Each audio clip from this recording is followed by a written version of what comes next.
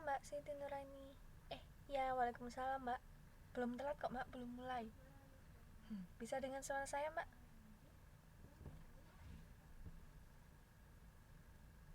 Oke, tunggu teman-teman yang lain sebentar lagi ya.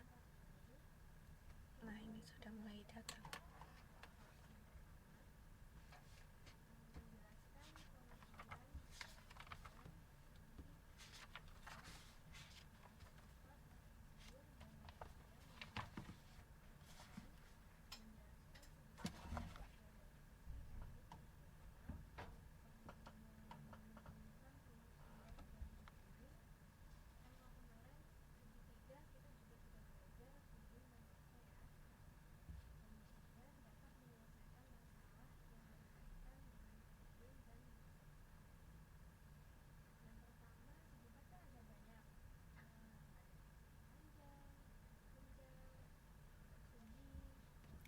Ya, selamat malam Mbak Sri.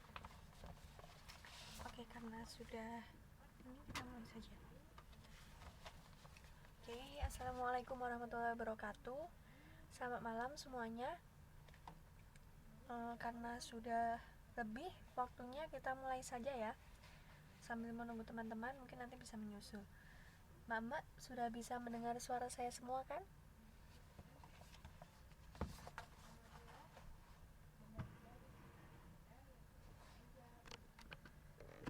Mbak Sri Lestari bisa mendengar suara saya? Oke. Oke, terima kasih. Langsung saja, seperti biasa sebelum kita mulai, kita berdoa dulu untuk mengawali kelas. Silakan berdoa menurut agama dan kepercayaan masing-masing. Berdoa dimulai.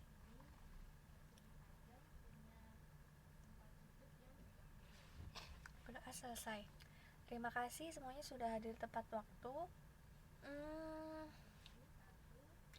Sekarang kalau kemarin semuanya sudah mengumpulkan tugas ya? Mbak Siti Nuraini sudah, Mbak Sri Lestari sudah, Mbak Fitri kayaknya sudah juga. Untuk tugasnya saya belum selesai mengoreksi. Mungkin minggu-minggu ke depan ya, nanti kita bahas dan saya tunjukkan nilainya. Yang penting kalau misalkan di sini ada yang belum mengumpulkan, segera dikumpulkan ya. Untuk malam hari ini kita masuk ke materi baru.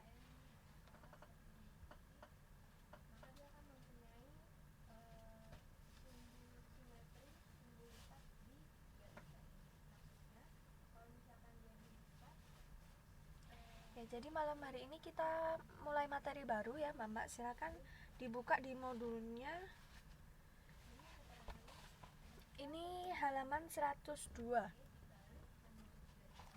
Kalau di modul di halaman 102. Nah, sebelum nggak modul, mungkin dari slide ini sudah bisa menebak hari ini kita belajar tentang apa?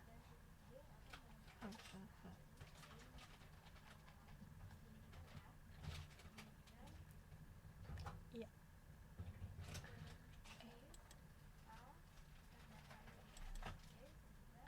Oke, sudah dibuka modulnya? Jadi hari ini kita belajarnya tentang kemagnetan. Belajar magnet ya. Kalau minggu-minggu sebelumnya, 2 minggu sebelumnya kita kan membahas tentang kelistrikan, tentang energi listrik, benda-benda bermuatan listrik, arus listrik, dan lain sebagainya. Untuk malam hari ini kita membahas satu bab tentang magnet. Oke? Sudah dibuka ya modulnya. Kalau tidak bisa membuka modul, misalkan modulnya soft copy, langsung menyimak di slide saja ya. Jadi nanti kita akan mempelajari tentang magnet, sifat-sifat magnet, gejala magnetik, juga induksi elektromagnet. Semua yang berhubungan dengan kemagnetan. Nah, sebelumnya saya jelaskan dulu pengertian dari magnet. Jadi magnet itu adalah benda yang dapat menarik benda-benda yang terbuat dari besi, baja, nikel, kobalt, dan alkomax. Besi, baja, nikel, kobalt, dan alkomax ini itu bahan dari suatu benda ya. Nah, magnet itu bisa menarik benda-benda ini. Kenapa kok bisa kayak gitu? Nanti kita pelajari lagi ya di sini. Oke? Oke.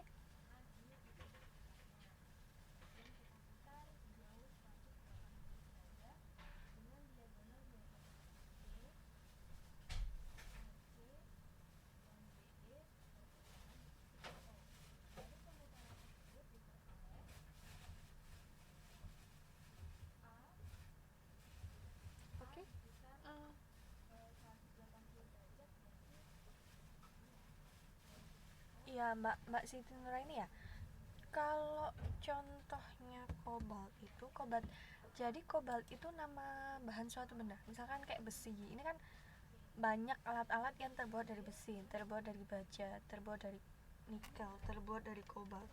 Nah, kobalt itu ya salah satu bahan itu, salah satu unsur dari bahan itu. Contoh barangnya ya.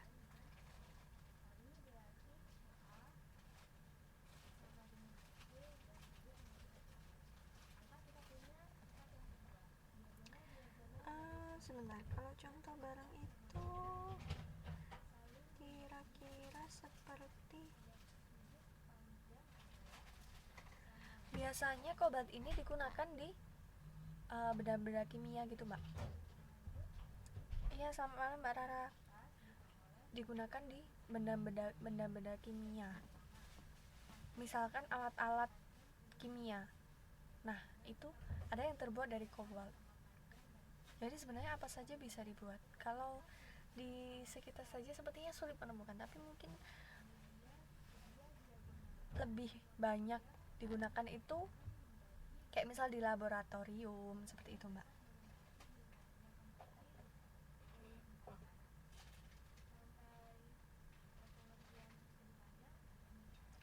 Karena kobalt ini kalau dibuat benda itu dia lebih lunak gitu, jadi tidak bisa cukup satu bahan saja cuma kobalt, tapi harus dicampur dengan bahan yang lain. Misal nih, besi dicampur kobalt, jadilah benda apa, misalkan sendok dari besi gitu. Nah, jadi dia sifatnya seperti itu, dua benda ini sifatnya seperti itu, Mbak. Makanya kita nggak familiar gitu ya, nggak familiar, oh ini terbuat dari kobalt, ini terbuat dari alkomax, karena memang mereka kalau dijadikan barang itu dicampur dengan bahan-bahan yang lain kayak gitu. Nah, jadi kayak gitu Mbak Siti Nuraini. Oke, sampai sini paham?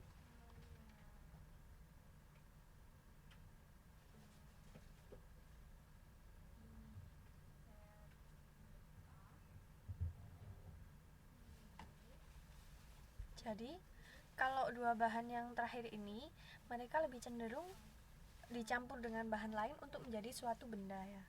Kalau besi kan kita udah tahu di kehidupan sehari-hari, oh alat palu, misal palu, paku dari besi. Terus barang-barang apa dari baja, dari nikel. Kalau kobalt dan alkomax ini dia misalkan membuat gunting nih, oh gunting ini nih campuran dari besi dan kobalt, karena dia sifatnya lebih lunak, jadi tidak bisa satu barang hanya terbuat dari bahan ini dan bahan ini saja, nggak bisa. Dia ini merupakan campuran untuk bahan-bahan yang lainnya kayak gitu. Oke? Bisa dipahami Mbak Siti Nuraini?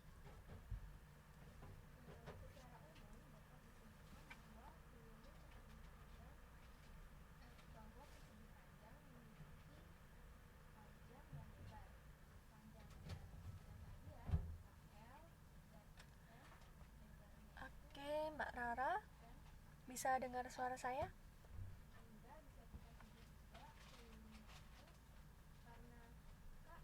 Halo? Halo?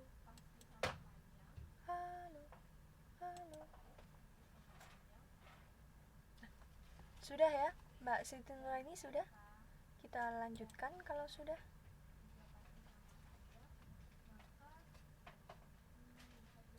Nah, selanjutnya, tadi kan sudah tahu ya pengertian dari magnet. Dia itu benda yang dapat menarik benda-benda yang lain. Jadi magnet ini punya suatu gaya yang bisa menarik benda-benda lain. Nah, selanjutnya bahan-bahan di sekitar kita. Ini bagan pembagian bahan-bahan dalam kehidupan kita sehari-hari. Bahan di sini maksudnya benda ini terbuat dari bahan apa gitu ya. Nah, kalau untuk bahan dari benda itu sendiri dibagi menjadi dua. Ada benda yang bahannya ini bahan magnetik, artinya mengandung magnet. Ada juga pembagian kedua, bahan non-magnetik, dia tidak mengandung magnet. Nah, bahan non-magnetik ini sendiri dibagi lagi menjadi dua. Ada paramagnetik dan diamagnetik. Di modul ini juga ada di halaman 102 ya. Di halaman 102 di situ ada. Di sini saya buat bagan supaya lebih jelas. Bahan itu ada dua macam, magnetik dan non-magnetik. Non-magnetik itu sendiri dibagi lagi menjadi dua. Ada paramagnetik dan diamagnetik. Nah, apa pengertiannya? Kita lihat satu-satu. Bahan magnetik adalah bahan yang dapat ditarik dengan kuat oleh magnet dan dapat dibuat menjadi magnet. Benda ini disebut ferromagnetik. Bisa juga disebut ferromagnetik ya.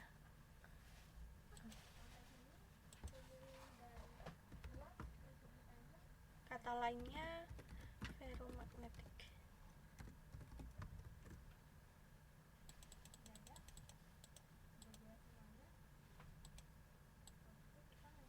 Ini kata lain dari bahan magnetik. Bahan magnetik adalah bahan yang dapat ditarik dengan kuat oleh magnet dan dapat dibuat menjadi magnet. Contoh,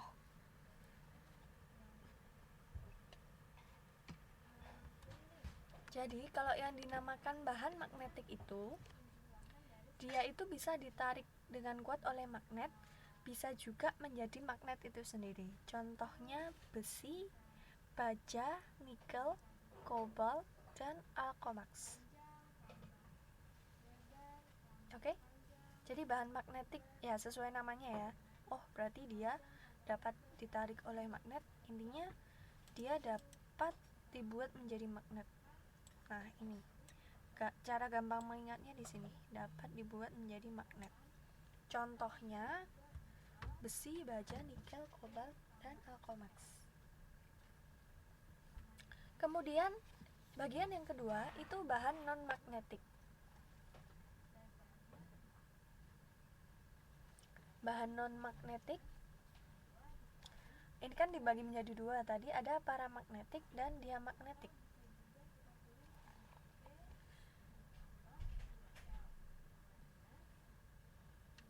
Kalau paramagnetik itu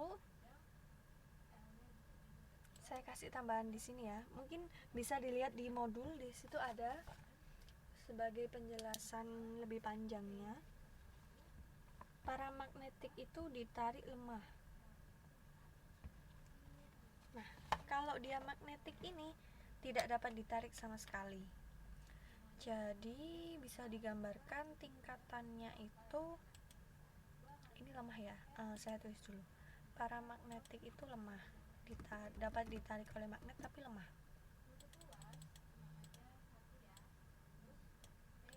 Sedangkan diamagnetik tidak dapat ditarik.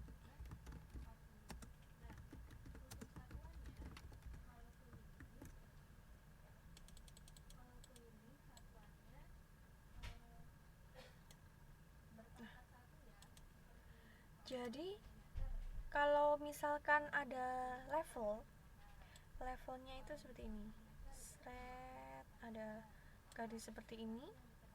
Yang paling kuat, yang paling atas itu namanya ferromagnetik.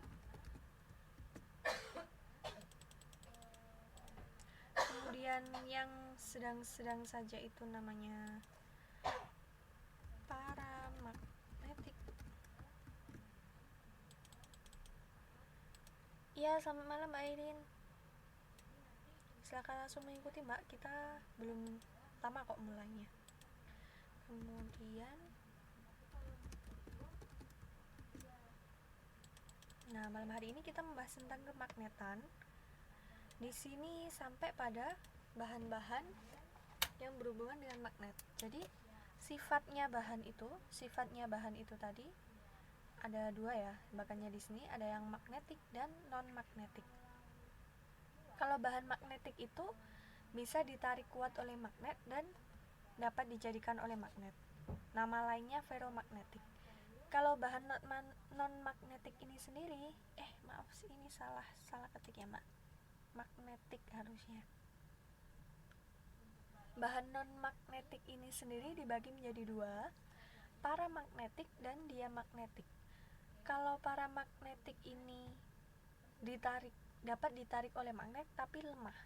Tapi kalau diamagnetik ini tidak dapat ditarik. Nah, kayak gitu. Jadi bahan magnetik ini non magnetik ya. Non magnetik ini ada yang lemah ditarik, ini tidak dapat ditarik. Diamagnetik ini tidak dapat ditarik. Kalau digambarkan dalam bagan level itu seperti ini. Ferromagnetik di yang paling atas karena dia ditarik kuat oleh magnet.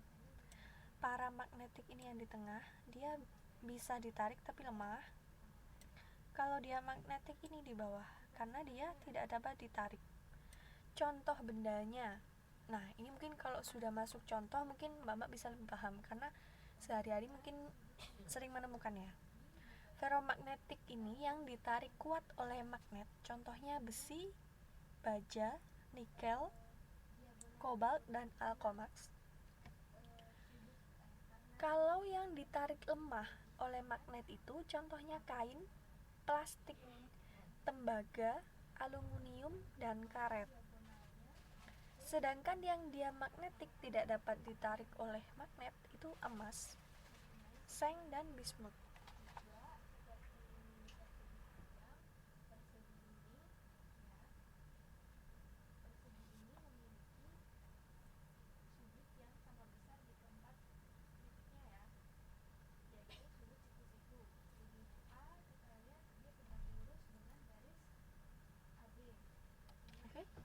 Nah, jadi pembagiannya ada 3 itu ya, ferromagnetik, paramagnetik, diamagnetik. Untuk lebih gampang menghafal dan memahaminya mungkin bisa diingat bagannya ini. Bukan bagan. Ini garis level. Yang paling atas itu ferromagnetik, kita taruh atas karena dia yang paling kuat. Kemudian paramagnetik itu ada di tengah karena dia dapat ditarik tapi lemah. Lalu diamagnetik ini di bawah karena dia tidak dapat ditarik oleh magnet. Mungkin yang sekarang di rumah ada yang punya magnet. Kalau ingat, saya punya magnet nih, disimpan di almari, boleh dicoba diambil. Iya nggak apa-apa Mbak. Biasanya kalau di panci itu kan ada magnetnya ya Mbak ya, tutup panci tuh. Oh jauh, kirain dapurnya dekat Mbak. Boleh dicoba nanti mungkin setelah kelas langsung coba di dapur. Saya punya magnet, punya apa lagi, misal nih ada paku, coba magnetnya didekatkan ke paku, bener nggak dia ini ferromagnetik, menarik kuat. Terus misalkan ada tembaga itu apa ya, sendok gitu ya Mbak, sendok itu kan ada yang dari tembaga, mungkin aluminium. Nah kan ada bahan-bahan aluminium tuh di dapur, coba nanti didekatkan ke magnet, dia bisa menarik nggak? Kalau bisa menarik lemah, berarti benar dia paramagnetik. Terus coba didekatkan ke seng ini apa ya biasanya? Nah kalau di rumah mungkin atap rumah itu ada beberapa yang terbuat dari seng. Dia bisa menarik apa tidak? Kalau tidak, berarti benar dia magnetik gitu. soalnya dia ya, dia magnetik. Nah gitu ya, jadi cara mengingatnya mbak, yang paling atas ini ferromagnetik, kemudian paramagnetik, diamagnetik. Mungkin nanti aja ya mbak ya, setelah kelas boleh dicoba. Oke, sampai sini paham? Ada yang mau tanya dulu? Silakan kalau mau tanya. Stainless itu sama dengan aluminium ya, bisa ditarik lemah, jadi bisa ditarik mbak. Di situ kemungkinan besar mungkin ada beberapa benda yang bisa ketarik tapi tidak terlalu kuat menariknya, kayak gitu. Dia kan sama kayak ini ya, aluminium nih. Nah bahan-bahan stainless steel itu termasuk paramagnetik. Oke, ada lagi yang mau ditanyakan?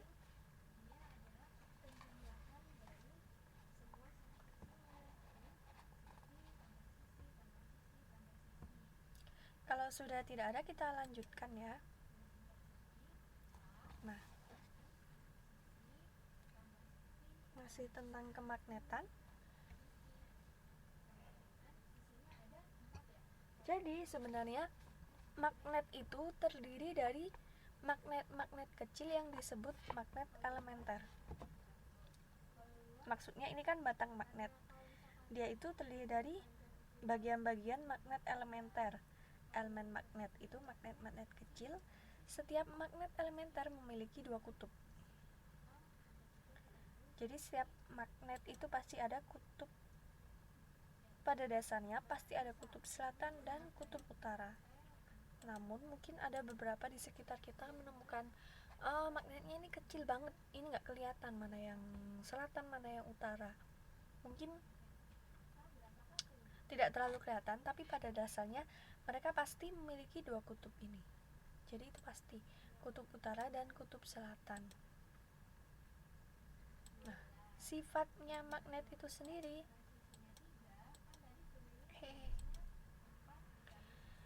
pertama, dia memiliki dua kutub, utara dan selatan. Nah, kutubnya pasti utara dan selatan ya mbak, nggak ada yang kutub magnet itu barat dan timur, nggak ada.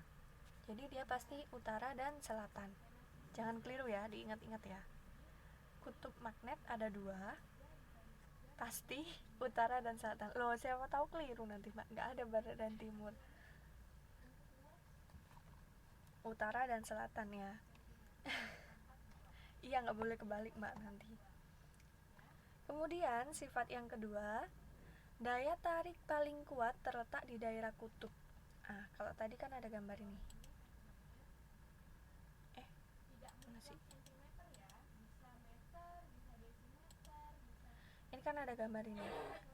Ini kan batang magnet. Kutubnya kan pasti di sini ya. Selatan di sini. Di sini yang S ini selatan, south, north ini utara. Kan di pojok, namanya kutub kan pojok. Daerah yang paling kuat menarik benda itu ya ada di pojok ini. Untuk daerah yang lain mereka bisa juga menarik, tapi sedikit lebih lemah. Jadi selisihnya tidak terlalu banyak, tapi tetap yang paling kuat adalah daerah kutub-kutubnya ini, pojok-pojoknya ini maksudnya kalau bingung kutub ya mbak. Oke. Daya tarik paling kuat terletak di daerah kutub. Kemudian ujung magnet selalu menunjukkan arah utara dan selatan. Ada yang punya kompas? Nah, kompas itu kan terbuatnya dari magnet. Dia selalu menunjukkan arah utara dan selatan. Karena memang ujung magnet itu sifatnya selalu menunjukkan arah utara dan selatan.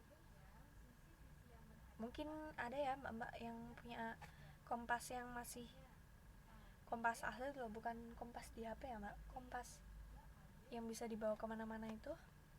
Nah dia itu kan jarumnya terbuat dari magnet, dia pasti selalu menunjukkan arah utara dan selatan. Kalau utara selatannya kita udah tahu, oh berarti tahu baratnya sebelah sana, timurnya sebelah sana gitu. Oke, gampang ya. Kok kompas.com sih mbak Siti Nurani ini terlalu kreatif deh. Kompas ya, kompas yang bisa dipegang itu loh Mbak. Selanjutnya, sifat selanjutnya, kutub magnet sejenis akan tolak menolak dan tidak sejenis akan tarik menarik jika didekatkan. Ini sama kayak arus listrik kemarin ya, masih ingat nggak? Arus listrik kemarin ada yang bermuatan positif, ada yang bermuatan negatif. Kalau sekarang magnet, kutub magnet itu bukan lagi bermuatan positif negatif, tapi utara dan selatan. Prinsipnya sama. Kalau sejenis dia akan tolak menolak. Kalau tidak sejenis akan tarik menarik. Sama seperti arus listrik positif dan negatif, dia akan tarik menarik dan timbullah arus listrik. Kalau positif dan positif bertemu, dia tidak akan tarik menarik. Negatif dan negatif juga demikian. Sama kayak magnet ya. Gampang ya cara mengingatnya, pasti sama. Selatan ketemu selatan, dia pasti tolak menolak. Kalau selatan ketemu utara, dia tarik menarik. Oh, ya selamat malam Mbak Aisyah. Oh, kalau gitu nggak apa-apa ya Mbak, menyimak di slide-nya aja kalau suaranya kadang putus-putus. Yang lainnya bisa dengar suara saya kan ya?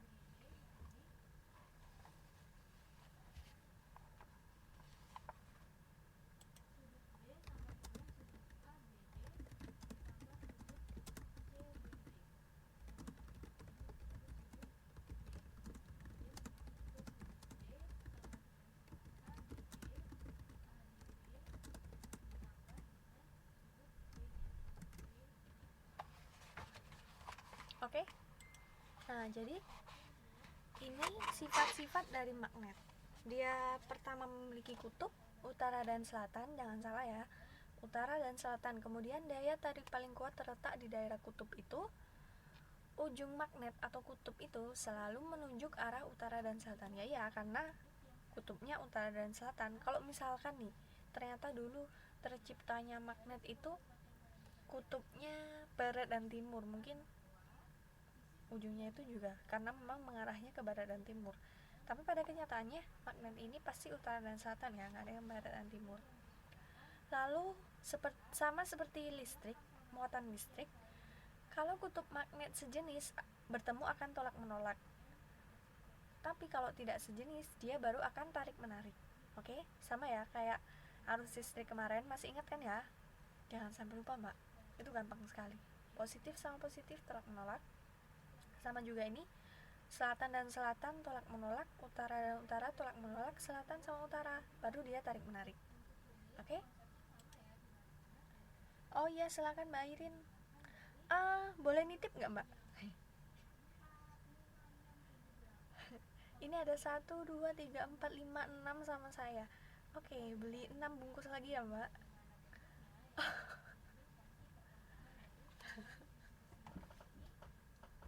Ya, satu kelas dibelikan semua ya Mbak.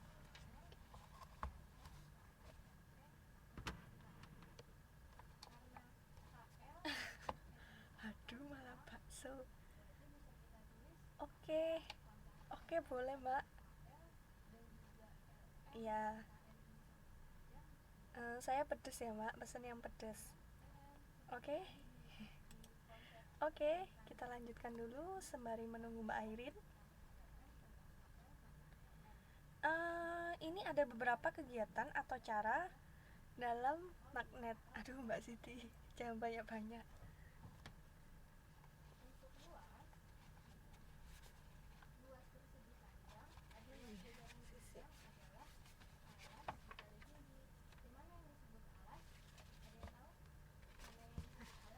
Untuk materi magnet malam hari ini, materinya tidak banyak dan gampang banget.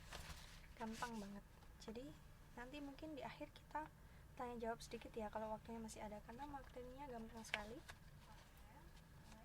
dan tidak banyak. Nah, kalau tadi sifat-sifat magnet,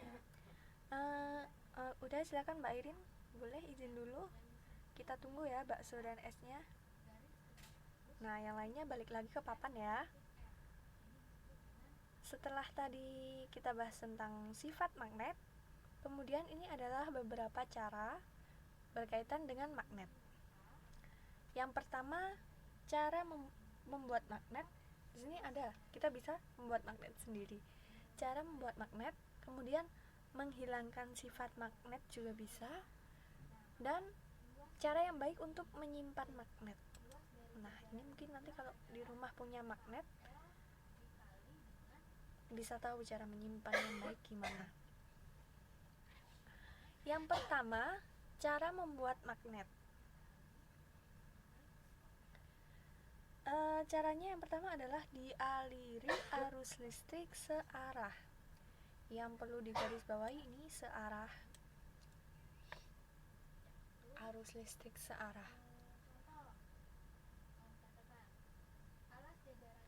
Contoh, besi di dalam kumparan berarus listrik, besi akan menjadi magnet.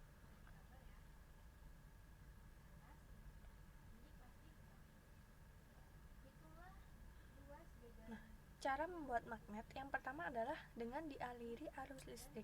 Yang pertama, besi di dalam kumparan berarus listrik, besi akan menjadi magnet. Jadi besi ini kalau dialiri arus listrik. Iya, waalaikumsalam Mbak Nisa. Oke, silakan langsung bergabung ya Mbak. Kita sedang membahas bab kemagnetan, ada di halaman 104 sekarang. Oke. Pertama, cara membuatnya ya. Ini cara membuat magnet. Pertama, kalau ada besi dialiri arus listrik searah, ini bisa menjadi magnet. Nah, boleh dicoba. Tapi ini terlalu berbahaya. Nggak usah dicoba Mbak. Nanti saya nggak mau tanggung jawab kalau ada apa-apa. Ya, karena ini harus dialiri listrik dulu ya. Nanti kalau listriknya kegedean nanti kan kenapa-napa. Oke, nggak usah dicoba, cukup tahu saja ya. Jadi cara pertama membuat magnet adalah dialiri arus listrik searah. Contohnya, besi di dalam kumparan berarus listrik bisa menjadi magnet. Kemudian cara yang kedua, nah ini mungkin lebih gampang, dengan cara menggosok. Contoh, baja digosok dengan magnet, maka baja akan menjadi magnet.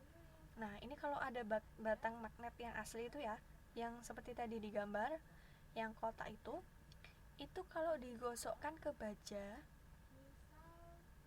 digosok lama, gosoknya juga keras gitu ya, digosok lama keras, bajanya itu tadi bisa menjadi magnet. Meskipun mungkin tidak tahan lama, tapi dia pasti kemudian mendapat bagian dari gaya-gaya magnetnya itu. Jadi baja yang digosok dengan magnet itu bisa menarik benda-benda yang lain juga, bisa menjadi magnet juga. Mungkin ini bisa kalau dibuat percobaan. Yang pertama nggak usah, yang kedua ini bisa. Kemudian induksi. Besi atau baja menjadi magnet selama berada dalam medan magnet. Nah, dimaksud induksi ini mengalirkan atau mengalihkan gaya magnet ke benda lain. Jadi kalau besi atau baja itu berada dalam medan magnet, dia bisa jadi juga bisa menarik benda-benda yang lain. Tapi kalau sudah keluar dari medan magnet, sifat kemagnetannya hilang. Nah, makanya mungkin dari ketiga cara ini yang paling memungkinkan dan gampang dicoba itu yang kedua ini. Jadi misalkan ada baja, punya baja, di situ digosok-gosok dengan magnet, agak lama dan agak keras. Meskipun dia tidak berada dalam medan magnet kayak yang induksi ini, dia bisa menjadi magnet buatan gitu ya, magnet buatan, istilahnya magnet kedua. Tapi tidak bisa bertahan lama karena memang bukan magnet asli kayak gitu. Oke?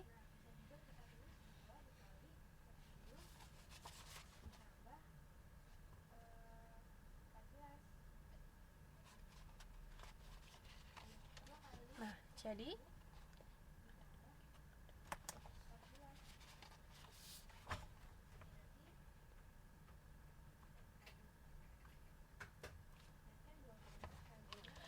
Jadi cara membuat magnet itu ada 3. Pertama, dialiri arus listrik searah, kemudian dengan cara menggosok, dan terakhir dengan cara induksi. Ya, selamat malam Mbak Daria.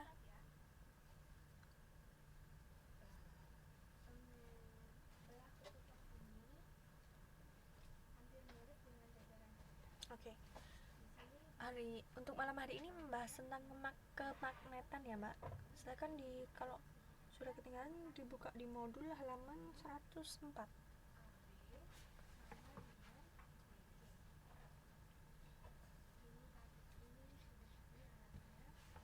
Oke. Nah, ini ya. Sudah bisa dipahami kan ya, gampang. Cara-cara membuat magnet. Mungkin yang paling memungkinkan dan bisa dipraktekkan yang kedua ini. Mungkin kalau yang di rumah punya magnet asli nih, terus ada benda yang terbuat dari baja, itu digosok-gosok dengan magnet, dia bisa menjadi magnet, tapi sementara ya, nggak bisa seperti magnet asli, karena memang dia cuma memiliki pengaruh gaya magnet dari magnet yang asli, jadi tidak bisa tahan lama. Oke.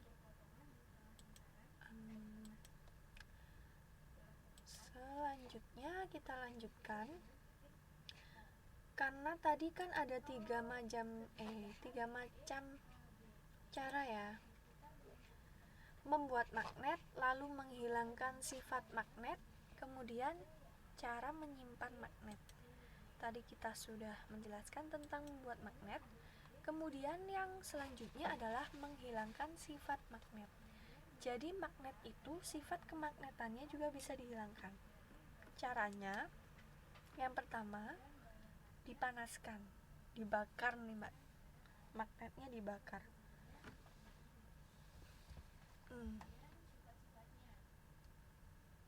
Kemudian dialiri arus listrik bolak-balik. Kalau tadi kan cara membuat magnet, iya bisa praktis.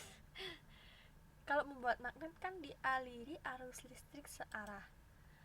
Tapi kalau menghilangkan, ya berarti sebaliknya, dialiri arus listrik bolak-balik, arus AC. Cara tahu arus AC DC ini ya dari susunannya ya Mbak. Mungkin kita susah kalau menentukan sendiri. Cukup tahu saja, nggak perlu bingung. Di sini kalau arus listrik bolak-balik itu AC, kalau yang searah itu DC.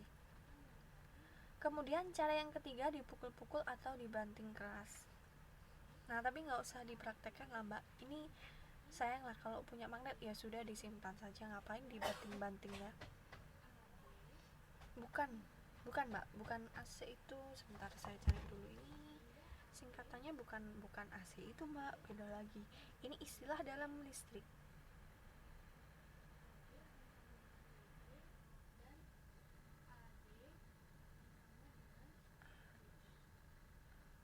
Sebentar saya carikan definisinya, saya agak lupa.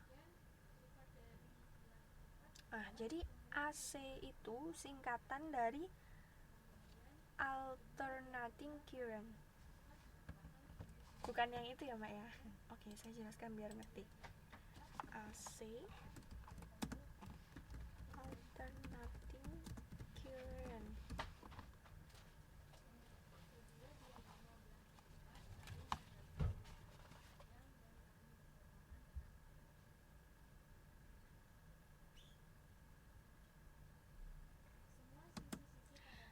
Alternating current di sini sebentar. Dia itu kenapa kok disebut arus listrik bolak-balik? Karena ini merupakan arus listrik yang besar dan arah arusnya selalu berubah atau bolak-balik. Makanya dia disebutlah arus listrik bolak-balik.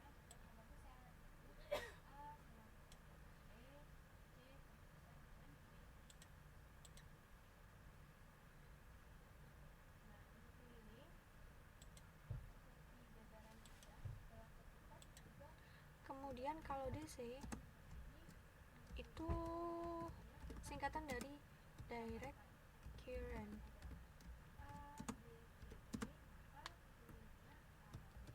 Besar dan arah arusnya tetap dan searah. Nah, jadi AC dan DC yang dimaksud di sini itu ini. Ini, Mbak. Kalau AC itu bukan air condition ya. Beda, ini kita membahasnya tentang kemagnetan dan kelistrikan.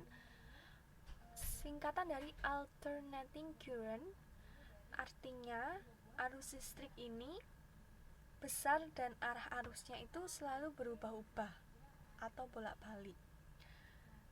Makanya dia disebut arus listrik bolak-balik arahnya. Kalau kemarin kan kita belajar tentang ini ya, tentang arah arus positif dan negatif. Nah, AC ini sifatnya dia selalu bolak-balik, kadang ke sini, kadang ke sana, bolak-balik gitu loh. Nah, makanya dia disebut, istilahnya adalah AC, alternating current. Kemudian kalau DC ini singkatan dari direct current, besar dan arah arusnya itu tetap dan searah.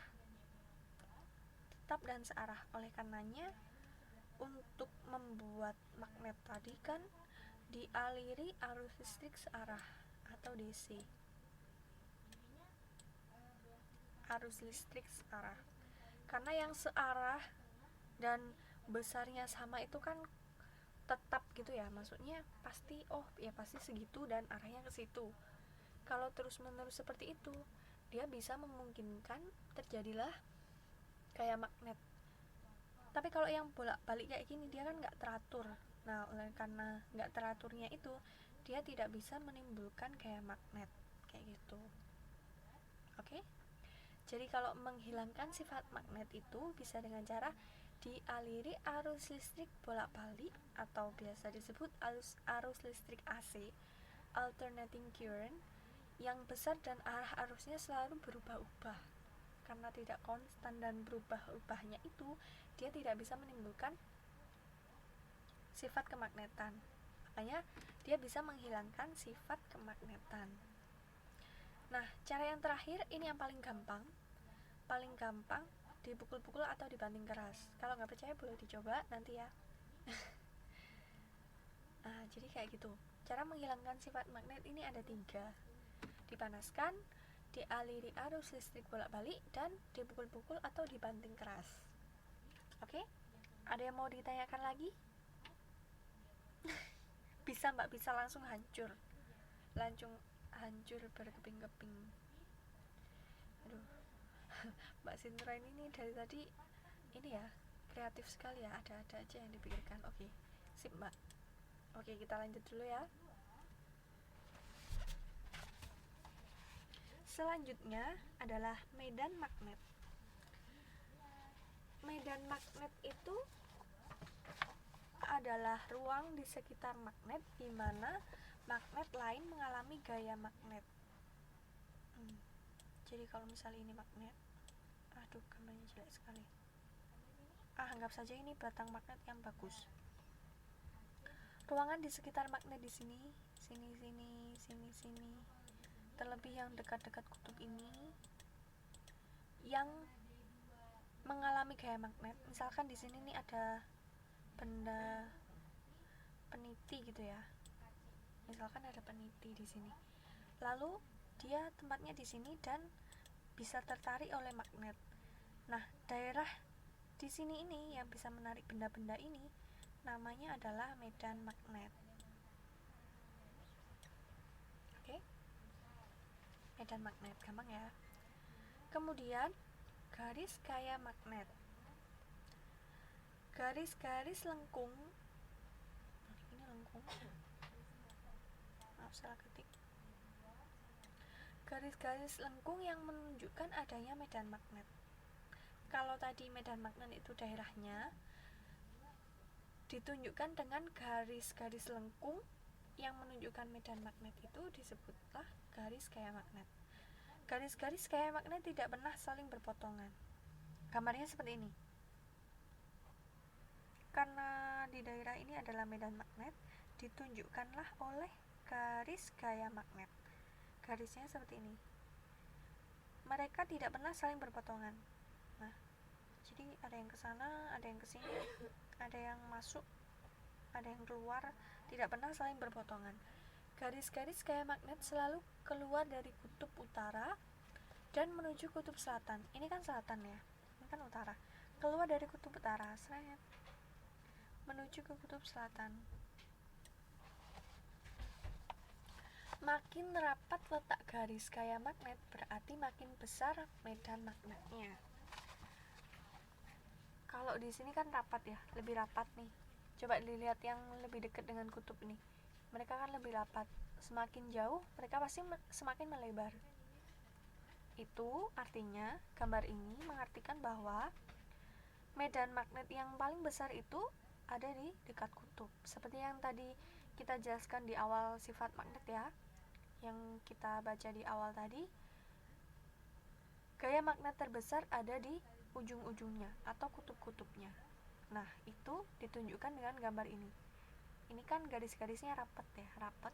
Itu berarti gaya magnetnya lebih besar daripada yang renggang-renggang seperti ini. Ini semakin jauh dengan magnet ya. Gampang lah ya ingatnya, atau cara berpikirnya gampang. Kalau lebih jauh ya pasti lebih nggak kena gayanya.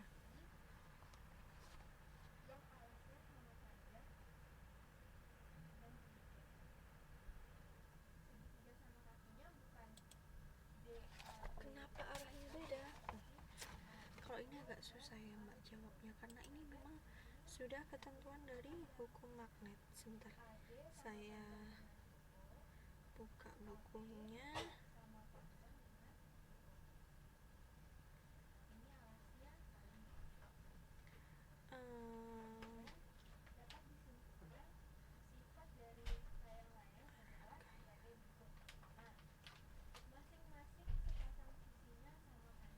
Oke.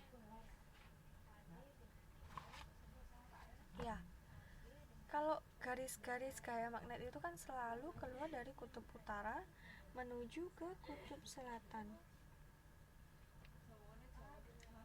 Kalau ini memang sudah sifat dasarnya ya Mbak. Jadi kalau ditanya kenapa, itu kayak menanyakan kenapa kok rumusnya luas panjang kali lebar. Ya memang logikanya seperti itu. Enggak, maksudnya ya memang logikanya seperti itu. Bisa dibuktikan juga dengan misalkan nih konsep magnet bumi itu juga dari utara menuju ke selatan. Yang utara kan yang atas, mengalir ke selatan yang bawah, kayak gitu ya Mbak. Jadi memang sudah hukum magnetnya seperti itu. Keluar dari kutub utara menuju ke kutub selatan, kayak gitu ya. Boleh dianggap sebagai yang satunya memberi dan satunya pasti menerima. Pada dasarnya nggak ada proses menerima atau memberi, tapi memang arusnya si gaya magnet ini, kalau misalkan kita bisa lihat dengan kepala gitu, bisa lihat dengan mata telanjang gitu ya, sayangnya nggak kelihat. Kalau misalkan kita bisa lihat dengan mata telanjang, gaya-gaya mereka ini arusnya selalu seperti itu, dari kutub utara menuju ke kutub selatan gitu ya. Nah, ini gambarnya garis gaya magnet. Kemudian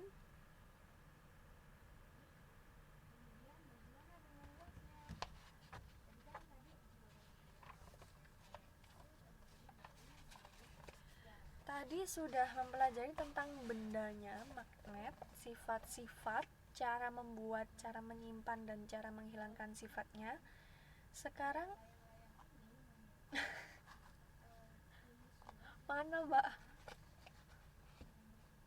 mana mbak dikirim ke sini ya, via email, dikirim via email mbak.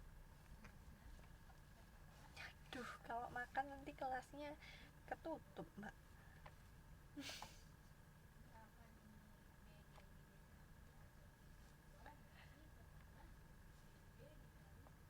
Oke, Mbak Airin boleh ya sambil makan tapi tetap mendengarkan penjelasan ya.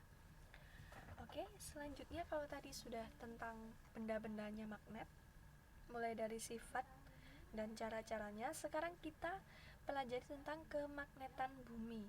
Nah, jadi ternyata bumi ini juga mempunyai gaya magnet. Ini kan gambar bumi nih.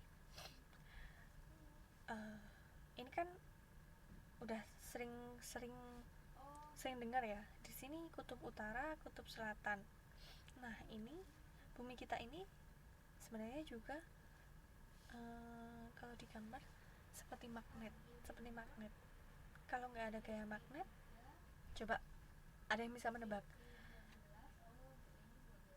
Kalau nggak ada gaya magnet atau kayak gravitasi dalam bumi ini, kita jadinya gimana? Bisa nggak muter? Dan ada lagi, Mbak?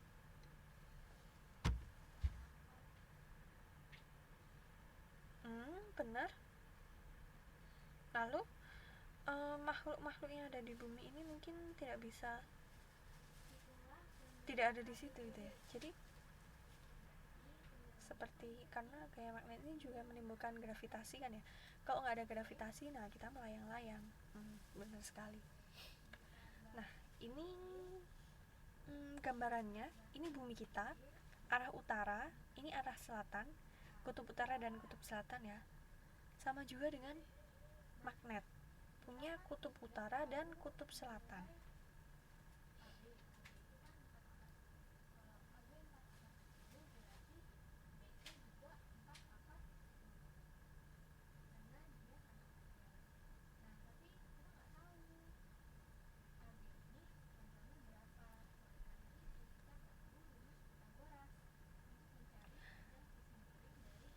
Kalau kita punya magnet itu pasti dia menunjukkan arah seperti ini. Magnet jarum kompas selalu menunjukkan arah utara selatan, membuktikan bumi bersifat magnet. Nah, ini seperti gambar yang tadi.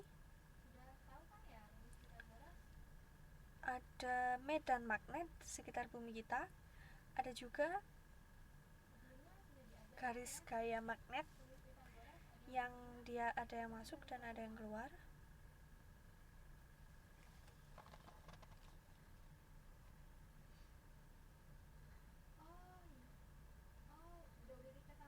Arah utara, kutub utara.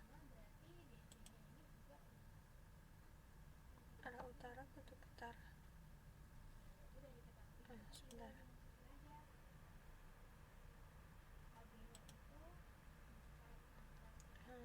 Ini tidak usah ya, nanti bingung. Ini tidak usah dibaca, nanti bingung.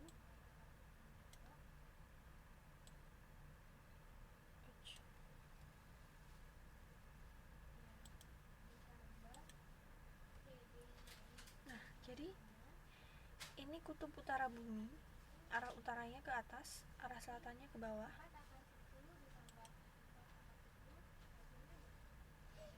Kutub utara bumi, kutub selatan bumi. Jadi bumi kita ini juga mempunyai sifat kemagnetan.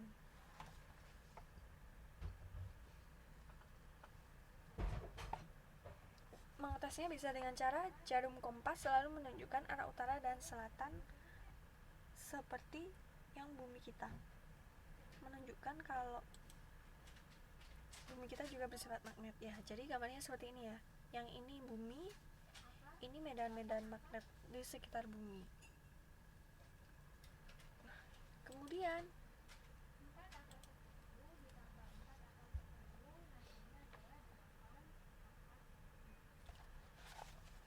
ini ada pembahasan tentang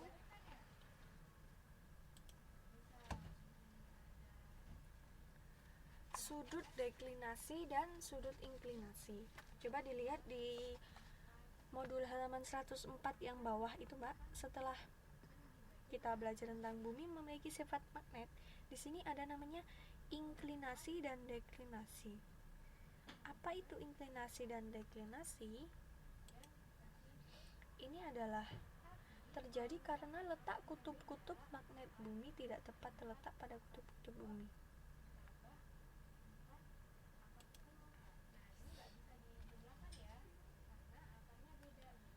Sudut deklinasi.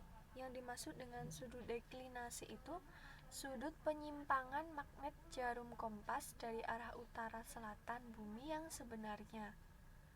Penyebab terjadinya sudut deklinasi karena letak kutub-kutub magnet bumi tidak berhimpit dengan letak kutub-kutub bumi. Nah, sudutnya itu ini. Yang kuning ini kan kutub. Yang kuning ini kan kompas ya. Kalau ada kompasnya yang kuning, garis kuning dan putus-putus kuning ini. Salah. Yang kompas yang biru sama merah. Jadi yang kuning ini arah utara dan selatan bumi yang sebenarnya. Kemudian yang biru sama merah ini arah jarum kompas. Makanya kenapa kita kok kalau punya kompas kadang itu agak ini ya, tidak selalu pas lurus, dia agak belok sedikit karena adanya sudut deklinasi ini. Iya benar mbak, sudut deklinasi itu pengertiannya sudut penyimpangan magnet jarum kompas dari arah utara selatan bumi yang sebenarnya. Jadi kuning ini arah utara selatan bumi yang sebenarnya. Kalau yang biru dan merah ini, yang kecil ini, yang ada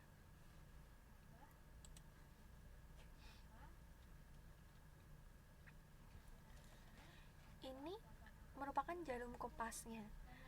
Jadi penyebab terjadinya sudut deklinasi karena letak kutub-kutub magnet bumi tidak berhimpit dengan letak kutub-kutub bumi. Jadi mereka itu tidak bersatu, makanya ada namanya sudut deklinasi. Nah, ini kalau yang ini tidak perlu dihafalkan ya, cukup kita tahu. Oh, dalam teori kemagnetan itu ada namanya sudut deklinasi. Itu adalah sudut penyimpangan magnet jarum kompas dari arah utara dan selatan bumi yang sebenarnya. Jadi kalau yang garis kuning ini arah sebenarnya, sudut deklinasi itu ada di biru dan merah ini. Ada di sini, dia agak miring. Seret di sini. Kemudian kalau yang inklinasi, kalau tadi kan ini ya, lurus, tegak gitu, tegak. Kalau yang inklinasi itu sudut yang dibentuk magnet jarum dengan garis horizontal. Horizontal itu misalkan kita ada di sini, horizontal di sini maksudnya datar. Biar nggak bingung, vertikal horizontal saya tulis saja. Kalau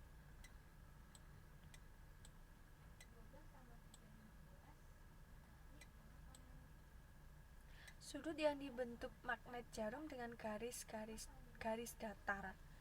Garis datar itu misalkan kita berdirinya di sini nih, benua Amerika di sini. Oh, berarti garis datarnya memotong tubuh kita di sini. Kalau kita berdirinya di sini, berarti begini. Kalau kita berdirinya di sini, berarti seperti ini.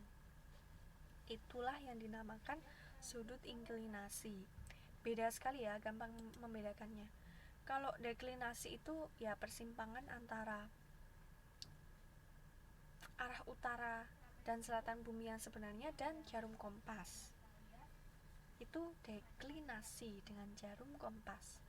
Tapi kalau inklinasi, magnet jarum kompas tadi bukan dengan garis tegak tapi dengan garis datar. Nah, kalau yang deklinasi tadi kan dengan garis tegak bumi utuh. Kalau yang inklinasi, penyimpangan jarum kompas dengan garis tegak di bagian bumi sebelah manapun.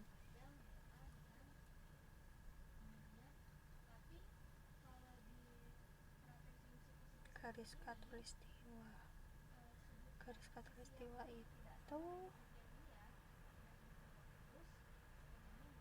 ya bisa bisa sebenarnya beda Mbak, maksudnya di sini sudut inklinasi itu bukan disebut dengan garis khatulistiwa, tapi bisa lah posisinya disamakan dengan garis khatulistiwa. Oke, boleh, tapi pasti beda ya, bahasanya beda ya. Ini sudut inklinasi dan garis khatulistiwa, bahasanya beda lagi, cuman memang posisinya sama gitu ya. Penyebab terjadinya sudut inklinasi karena medan magnet bumi tidak sejajar dengan permukaan bumi. Karena buminya bulat ya. Kalau magnet kan kotak, jadi kutubnya pasti di ujung sana dan ujung sini. Kalau bumi ini karena bulat, jadi meskipun punya kutub di ujung-ujung, posisinya pasti tidak seperti yang bentuknya kotak karena buminya bulat. Nah, karena bentuknya yang bulat itu muncullah sudut inklinasi, sudut dengan garis datar, kayak gitu ya. Oke.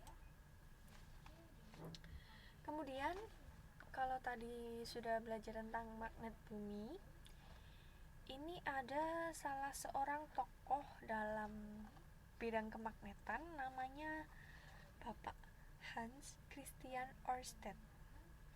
Hans Christian Ørsted. Dia hidupnya pada tahun ini 1777 sampai 1851, sudah lama sekali. Dia adalah orang yang pertama menemukan bahwa di sekitar kawat berarus listrik terdapat medan magnet. Jadi Bapak Ørsted ini melakukan percobaan pada pada kawat berarus listrik.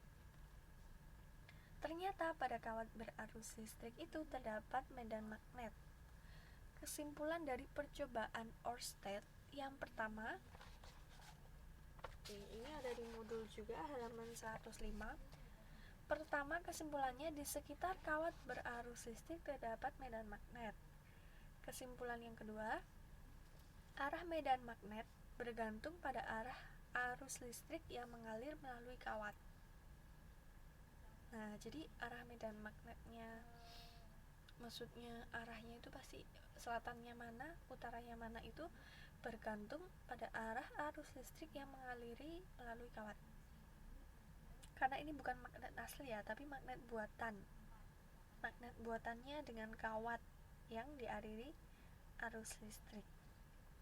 Lalu besar kemagnetan di sekitar kawat berarus listrik, makin besar kuat arus, makin besar medan magnet. Ya jelas lah ya, kalau kuat arusnya besar, medan magnetnya pasti lebih kuat juga. Makin jauh jarak dari kawat berarus listrik, makin kecil medan magnet. Sama seperti tadi kita, kalau bendanya agak jauh dari magnet, ya pasti medan magnetnya lebih kecil, dia tertariknya tidak kuat karena memang jauh, kayak gitu ya. Nah, jadi percobaannya Ørsted ini sebenarnya sederhana sekali, tapi karena waktu itu belum ada yang tahu, jadi terkenallah Bapak Ørsted ini.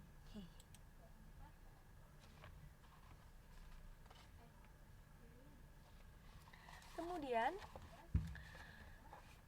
ada istilah bernama elektromagnet, merupakan susunan besi di dalam kumparan berarus listrik. Cara memperbesar elektromagnet, yang pertama, memperbanyak lilitan kumparan. Yang kedua, memperbesar kuat arus. Yang ketiga, inti elektromagnetik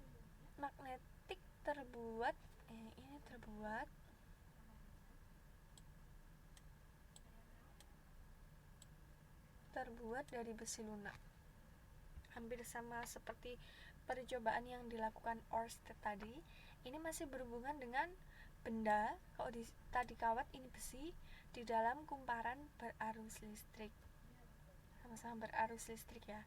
Cara memperbesar gaya elektromagnetnya ini, pertama memperbanyak lilitan, kedua memperbesar kuat arusnya, lalu membuat intinya itu dibuat dari besi yang lunak, kayak gitu.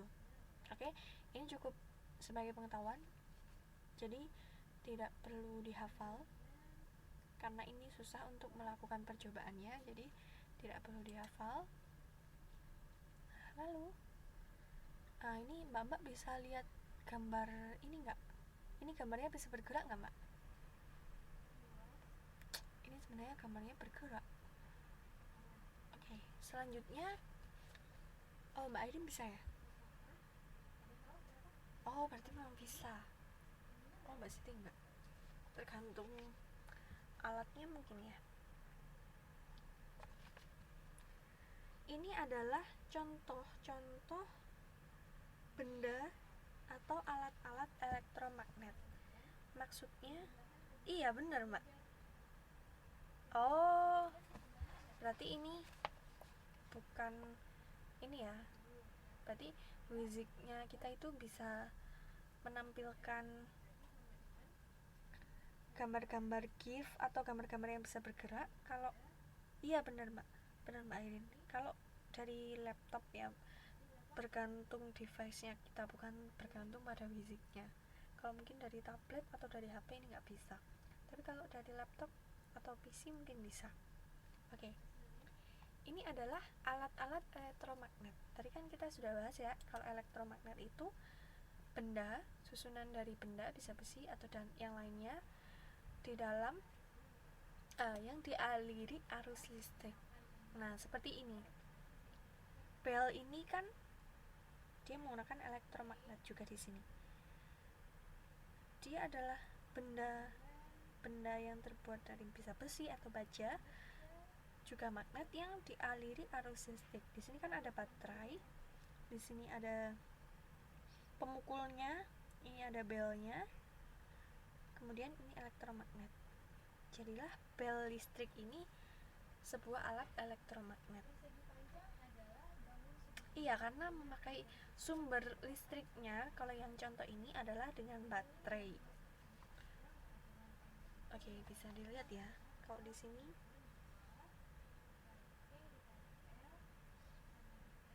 pemukulnya ini bisa bergerak karena mendapatkan arus listrik dari elektromagnet ini. Ini kan ada lilitan-lilitan tadi ya yang kita bahas, itu gambarnya seperti ini. Kemudian ini sumber listrik, karena ini ada arus listriknya maka dia bisa bergerak. Kemudian contoh yang kedua itu telepon, bukan handphone ya Mbak, tapi telepon kabel yang ada di rumah. Mungkin yang di rumahnya punya telepon itu juga memanfaatkan konsep elektromagnet. Dia kan sebuah benda yang terbuat dari logam, apa ya, mungkin ada yang baja atau tembaga atau bahan apalah yang dicampur, dilapisi dengan plastik, lalu dia juga dialiri arus listrik pastinya. Ini aliri arus listrik, ini sumber listriknya, mungkin colokannya. Nah, ini telepon kabel seperti ini juga merupakan alat-alat elektromagnet. Oke. Selanjutnya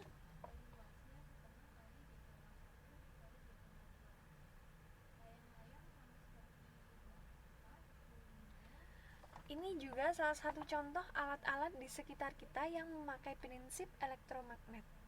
Ini ya, sering dilihat kan ya kalau di sini motor listrik. Motor listrik itu dia memakai prinsip elektromagnet.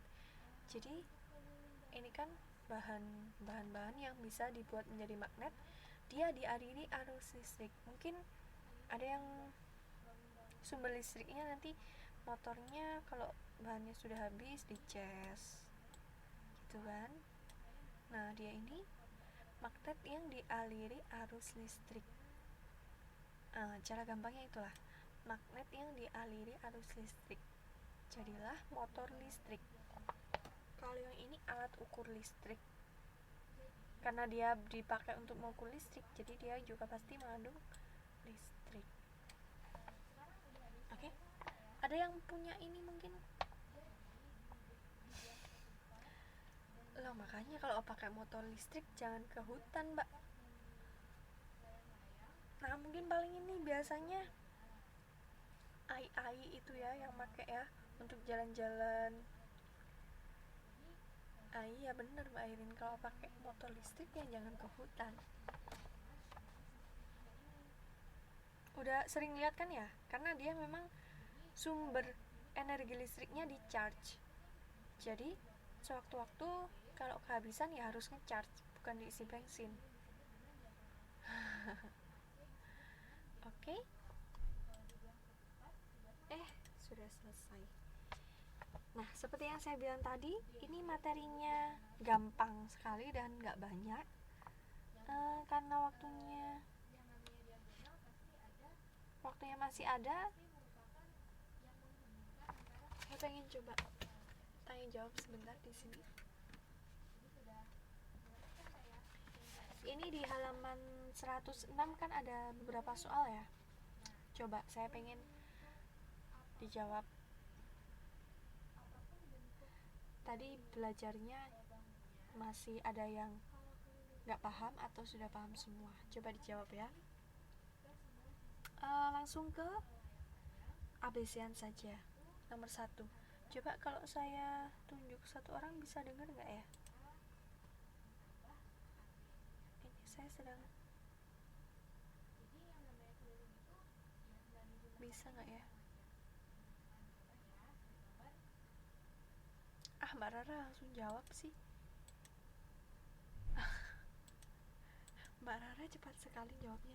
Zat yang ditarik kuat oleh magnet disebut ferromagnetik. Oke, benar sekali. Oke, silakan dibuka modulnya. Oke, sip Mbak Rara. Kelompok bahan yang bersifat non-magnetik. Ayo yang mana? Non-magnetik.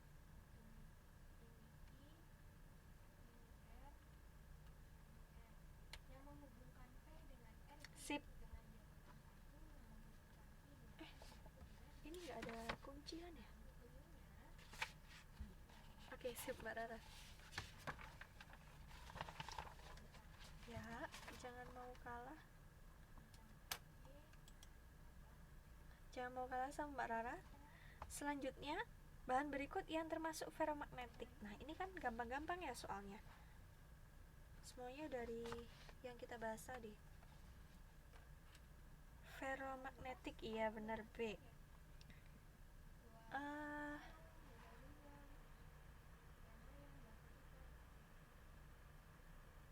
Mbak Siti Nuraini ini menjawab nomor 4, maksudnya bahan berikut yang dapat dijadikan magnet tetap.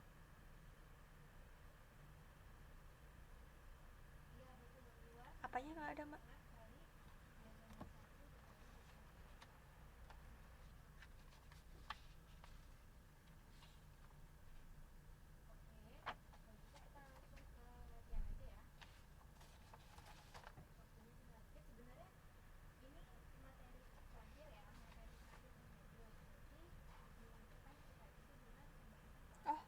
Oh nggak ada.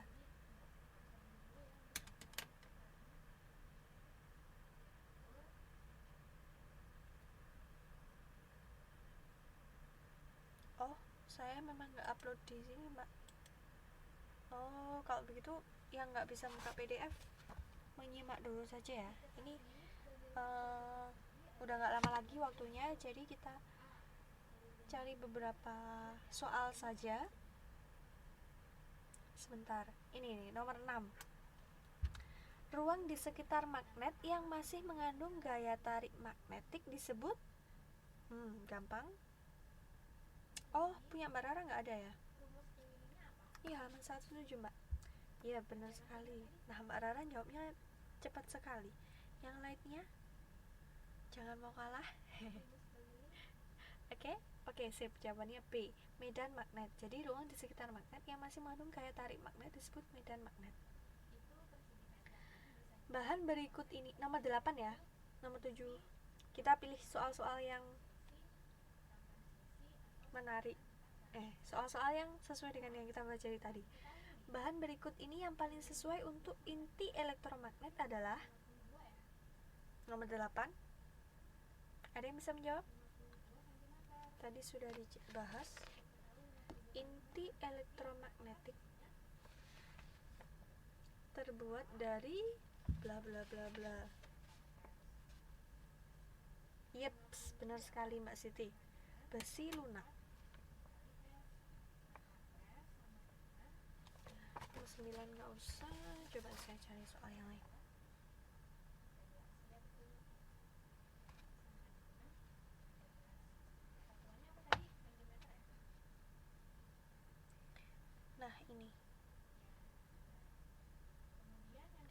Nomor 11 coba. Serbuk besi hanya melekat pada ujung-ujung magnet batang karena di tengah-tengah magnet tersebut tidak ada. Jadi ujung besi itu cuma melekatnya di pinggir-pinggir, bukan di tengah. Karena di tengahnya tidak ada apa? Silakan yang mau menjawab. Tidak ada.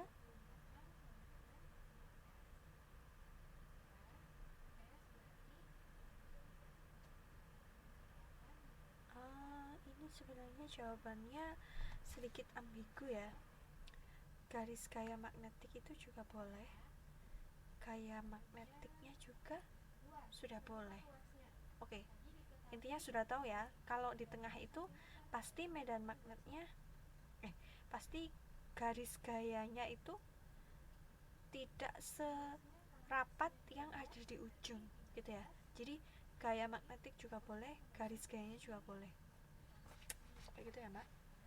Benar sekali. Kemudian nomor 12. Peralatan berikut ini yang memiliki sebuah magnet permanen kuat adalah magnet permanen kuat.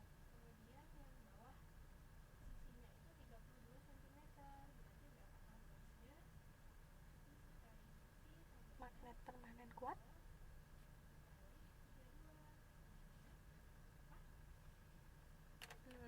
Saya tunjukkan gambarnya. Peralatan berikut memiliki sebuah magnet permanen kuat. Iya, benar sekali. Kalau kita bisa lihat di sini, kalau telepon itu dia ada magnetnya tapi bukan magnet permanen. Ada di bagian sini, mungkin di dalam sini. Tapi kalau bel, dia jelas-jelas di sini ada magnet permanen. Di sini ya. Oke, sip. Jawabannya A.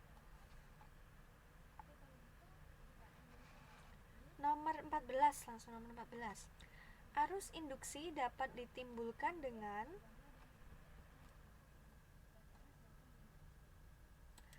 arus induksi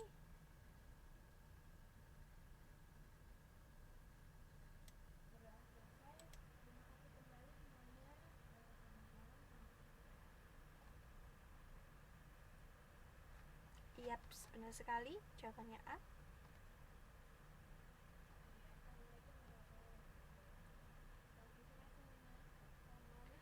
Terakhir nomor 15. Fungsi lilitan pada bel listrik adalah sebagai, saya buka lagi. Fungsi lilitan pada bel listrik yang tadi saya jelaskan adalah sebagai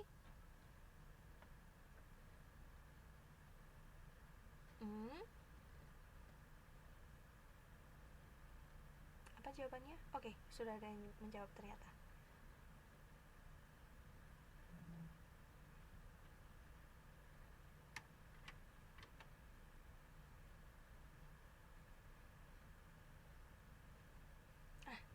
Jawabannya yang benar adalah yang D, ya Mak. Lilitan di sini yang menghantarkan arus listrik, atau bisa dibilang meratakan atau menyebarkan arus listrik ke benda-benda yang lain dari magnet ke kabel ini dan bisa tersalurkan ke belnya, gitu maksudnya. Oke, nggak apa-apa, sip ya. Intinya sudah paham ya materi untuk hari ini, gampang sekali dan mudah diingat. Nanti jangan lupa boleh dicoba kalau di rumahnya ada magnet, boleh silakan membuat magnet atau boleh dibanting juga nggak apa-apa Mbak kalau sudah bosan. Oke, sekian dulu untuk pertemuan malam hari ini. Menyenangkan sekali kan materinya. Ada yang mau ditanyakan dulu sebelum diakhiri? Gampang ya, soal-soalnya juga gampang, makanya tidak perlu saya kasih PR karena semuanya sudah paham. Untuk yang PR minggu kemarin, kalau ada yang belum mengumpulkan, saya akan langsung mengumpulkan. Yang sudah saya terima, sudah saya download, tapi mengoreksinya belum selesai, jadi ada beberapa orang yang belum selesai mengoreksi. Iya, benar sekali Mbak Sri Nuraini. Untuk pertemuan selanjutnya nanti membahas tentang tata surya. Wah, itu lebih menyenangkan lagi ya, pasti lebih menarik dan lebih menyenangkan. Oke, jadi jangan sampai kelewatan minggu depan ya. Oke, kalau sudah tidak ada yang ditanyakan, kita akhiri dulu. pertemuan ke-12 sekarang. Kan kalau saya, nah ini di slide saya juga ada nomornya. Kita pertemuan ke-12. Tadi di link saya juga ada bilang pertemuan ke-12. Jadi untuk selanjutnya pertemuan ke-13. Oke, mudah-mudahan bisa masuk semua. Oke, terima kasih atas kehadirannya. Semoga ilmu yang kita pelajari malam hari ini bisa bermanfaat. Itu karena ini Mbak, ingat gak yang kemarin, bab kemarin arus listrik itu kan kita pecah menjadi 2 ya Mbak Siti Nurani, karena babnya terlalu banyak jadi gak mungkin satu kali pertemuan. Oleh karenanya saya pecah jadi 2, makanya kita tambah 1, 13 jadinya. Setelah 13 baru UAS gitu ya. Oke, jadi sebabnya itu. Oke, terima kasih semuanya. Karena tadi diawali dengan berdoa, kita akhiri juga dengan berdoa. Silakan berdoa menurut agama dan kepercayaan masing-masing.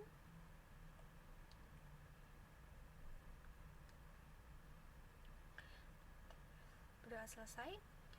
Oh ya, mungkin yang 2 pertemuan lalu tentang arus listrik yang tidak hadir bisa langsung melihat di video ya, sudah saya upload semuanya video-videonya. Kalau memang ada yang masih bingung bisa inbox saya untuk ditanyakan ya. Oke, terima kasih semuanya. Selamat beristirahat. Selamat malam. Wassalamualaikum warahmatullahi wabarakatuh. Oke, Mbak Daria.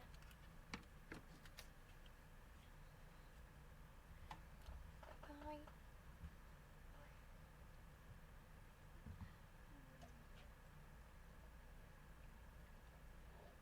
Iya, sama-sama Mbak.